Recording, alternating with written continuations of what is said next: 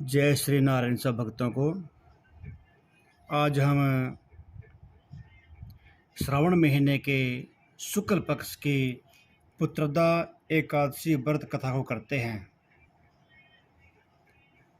सारे भक्त इस कथा को श्रद्धा से सुने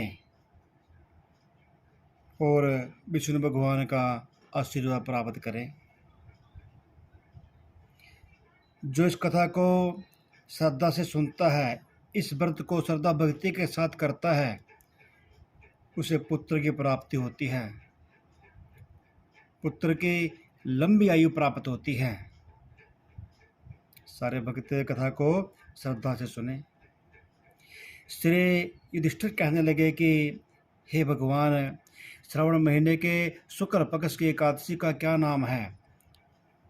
व्रत करने की विधि तथा इसका महत्व कृपा करके मुझे बताइए।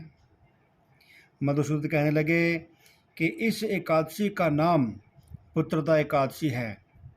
अब आप शांतिपूर्वक इसकी कथा को सुनिए।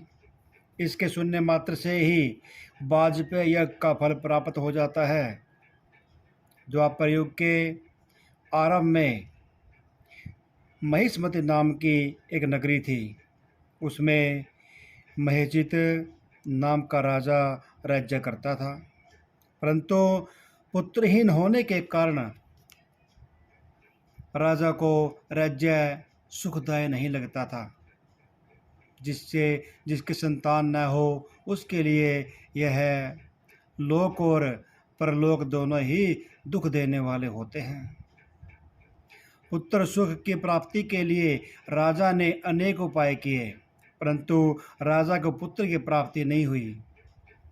वृद्धावस्था आती हुई देखकर राजा अपनी प्रजा के प्रतिनिधियों को बुलाकर कहने लगा कि हे प्रजाजनों, मैंने इस जन्म में तो कोई पाप नहीं किया है। मेरे खजाने में अन्याय से उपार्जन किया हुआ धन नहीं है, न मैंने कभी देवताओं तथा ब्राह्मणों का धन छीना है। किसी दूसरे की धरोहर को भी मैंने कभी नहीं लिया। प्रजा को पुत्र समान पालता रहा हूँ। मैं अपराधियों को पुत्र और बांधुओं की तरह दंड देता रहा हूँ। कभी किसी से घृणा नहीं की है। सबको मान सम्मान माना है, सबको एक समान माना है और सज्जनों की सदा पूजा करता रहा हूँ। इस प्रकार धर्मयुक्त राज्य करते हुए भी मेरे पुत्र नहीं है, सो मैं अत्यंत ही दुख पा रहा हूँ। इसका क्या कारण है? राजा महिजित की इस बात को विचारने के लिए मंत्रीगण तथा प्रजा के प्रतिनिधि वन को गए और बड़े बड़े ऋषि और मुनियों के दर्शन किया और राजा के हित के उपाय कामना की पूर्ति के लिए किसी श्रेष्ठ तपस्वी मुनि को देखते फिरते रहे। एक आश्रम में उन्होंने एक अत्यंत वयोवृद्ध धर्म के ज्ञाता बड़े तपस्वी, परमात्मा में मन लगाए हुए, निराहार, जितेंद्रिय, जितात्मा, जित क्रोध, सनातन धर्म के गूढ़ तत्वों को जानने वाले, समस्त शास्त्रों का ज्ञाता महात्मा लोमस मुनि को देखा, जिनका कल्प के व्यतीत होने पर एक रोम गिरता था। सबने जाकर ऋषि को प्रणाम किया और उनके सामने बैठ गए।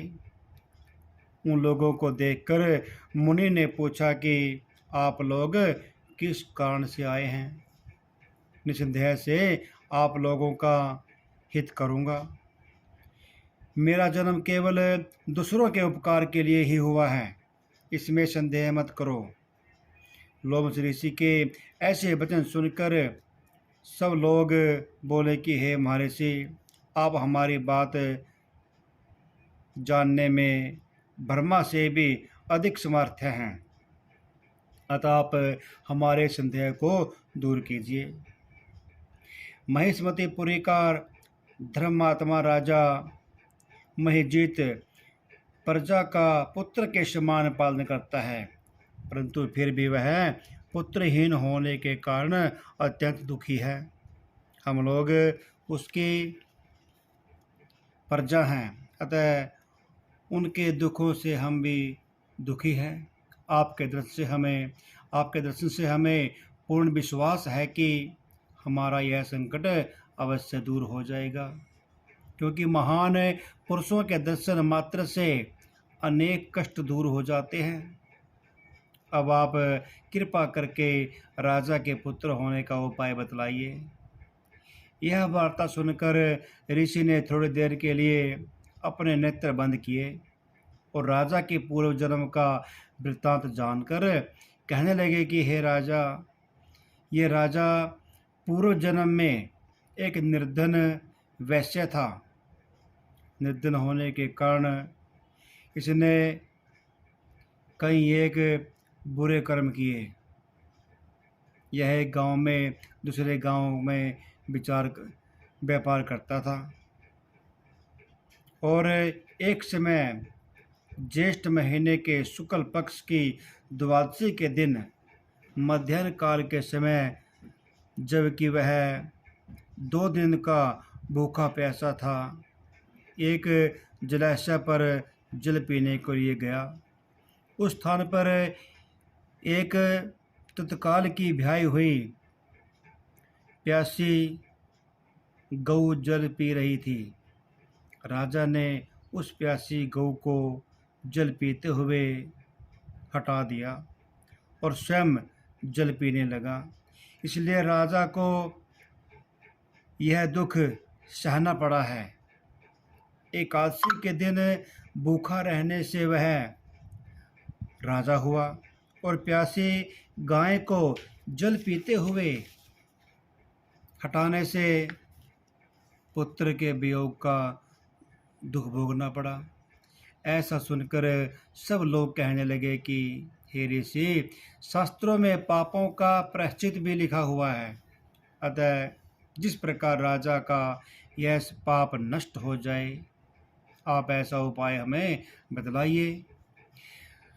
लोमस मुनि कहने लगे कि श्रावण महीने के शुक्ल पक्ष की एकादशी को, जिसको पुत्रदा एकादशी भी कहते हैं, तुम सब लोग व्रत करो और रात्रि को जागरण करो, तो इससे राजा का यह पूर्व जन्म का पाप अवश्य ही नष्ट हो जाएगा।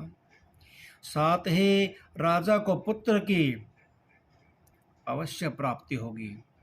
लोमस ऋषि के ऐसे वचनों को सुनकर मुनियों सहित सारी प्रजा नगर में वापस चली गई और जब श्रावण महीने के शुक्ल पक्ष की एकादशी आई तो लोमस ऋषि की आज्ञा अनुसार राजा सहित सब ने पुत्रदा एकादशी का व्रत और जागरण किया। इसके पश्चात द्वादशी के दिन उसके पुण्य का फल राजा को दिया गया। उस पुण्य के प्रभाव से रानी ने गर्भ धारण किया और प्रसव काल समाप्त होने पर उसके एक बड़ा तेजस्वी पुत्र उत्पन्न हुआ। इसलिए हे राजन, इस श्रावण शुक्ल पक्ष की एकादशी का नाम पुत्रदा एकादशी पड़ा। अतः संतान के सुख की इच्छा करने वाले इस व्रत को अवश्य करें। इसके महात्म को सुनने से मनुष्य सब पापों से मुक्त हो जाता है और इस लोक में संतान सुख भोग कर परलोक में स्वर्ग को प्राप्त कर लेता है। बोले एकादशी महात्म की जय, विष्णु भगवान की जय।